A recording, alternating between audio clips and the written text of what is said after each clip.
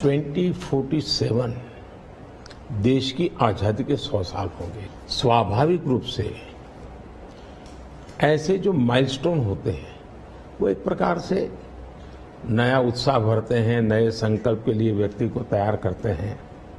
और उस अर्थ में मेरा मत था कि एक मौका है, 75 साल पर हम खड़े हैं, 100 साल पहुंचने वाले हैं, इस 25 साल का सर्वाधिक उपयोग कैसे करें। हर इंस्टीट्यूशन, हर कोई अपना एक लक्ष्य बनाए। भाई मैं अपना गांव का प्रधान हूं, 2047 तक मेरे गांव में इतना तो मैं करूंगा।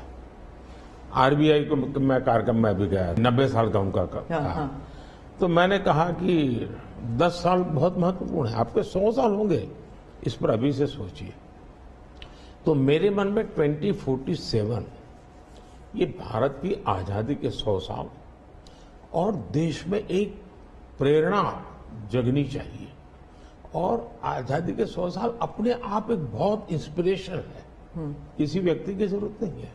तो एक पार्ट तो वो है, दूसरा है 2024। 2024 ये चुनाव का हमारा जो क्रम है 5 साल का, उसके हिसाब से वो आया हुआ क्रम है। और मैं मानता हूं कि चुनाव ऑल टुगेदर डिफरेंट थिंग है। एक तरफ इस चुनाव में आप देखते हैं, लोकतंत्र में चुनाव को हमने लाइट नहीं लेना चाहिए। ये एक बहुत बड़ा महापर्व है और इसलिए मेरा तो मत है कि उत्सव के रूप में मनाना चाहिए।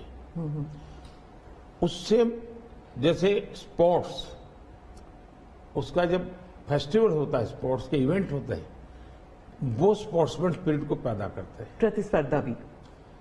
जब खेल का मैदान होता है तो देखने वाले, खेलने वाले, स्पोर्ट्समैन स्पिरिट का एक एनवायरनमेंट क्रिएट होता है जो हमारे संस्कार बन जाते हैं। चुनाव का ये माहौल अगर हम उत्सव में पलट दें, लोकोत्सव बना दें, तो हमारी रगों में, डेमोक्रेसी आने वाली पीढ़ियों के रगों में वो संस्कार बन जाती है। और लोकतंत्र के लिए बहुत आवश्यक है कि लोकतंत्र ये सिर्फ संविधान की सीमाओं में नहीं बंधना चाहिए, हमारी रगों में होना चाहिए, हमारे संस्कार में होना चाहिए। और उस अर्थ में मैं 2024 को देखता हूं। ये बात सही है कि हमारा 25 साल का विजन, और उसमें मैंने बहुत काम किया है। और ये आज कर रहा हूं ऐसा नहीं है, शायद मैं जब गुजरात में था तब भी उन दिशा में सोचता था। अब देखिए 2024 का चुनाव तो देश के सामने एक अवसर है कि एक कांग्रेस सरकार का मॉडल और एक बीजेपी सरकार का मॉडल, उनका 5-6 दशक का काम, मैं उनके लिए बहुत खुला मैदान छोड़ता हूं, 5-6 दशक का काम, और मेरा सिर्फ 10 साल का काम।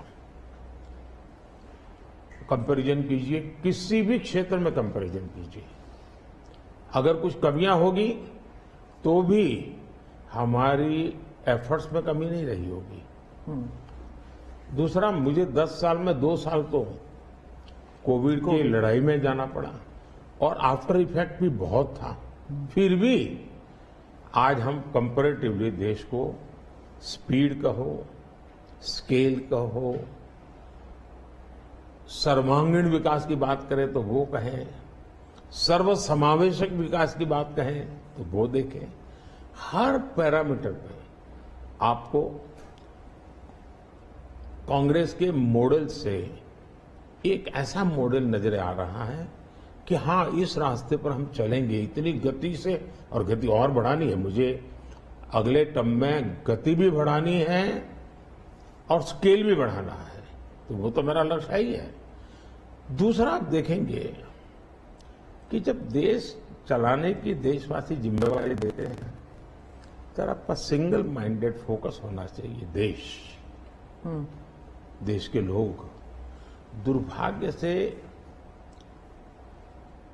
पहले की राजनीतिक कल्चर ने परिवार को कैसे मजबूत बनाना परिवार की जड़ों को कोई उखाड़ न दे, उसी में शक्ति लगाते रहे। जबकि मैं देश मजबूत इसी एक लक्ष्य को लेकर के काम कर रहा हूं। मेरी सरकार पूरी उस लक्ष्य को लेकर काम रही। और जब देश मजबूत होता है तो हर कोई उसका बेनिफिशियरी संतोष अनुभव करता है। कहा यार कुछ तो हो रहा है, मेहनत तो कर रहा है, ईमानदारी से कर रहा है, इन चीजों का इम्पैक्ट होता है। तो 2024 ये चुनाव है और चुनाव का मैदान है, तो हम एक अपने ट्रैक रिकॉर्ड को लेकर के गए हैं और वे अपने ट्रैक रिकॉर्ड को लेकर के आए हैं।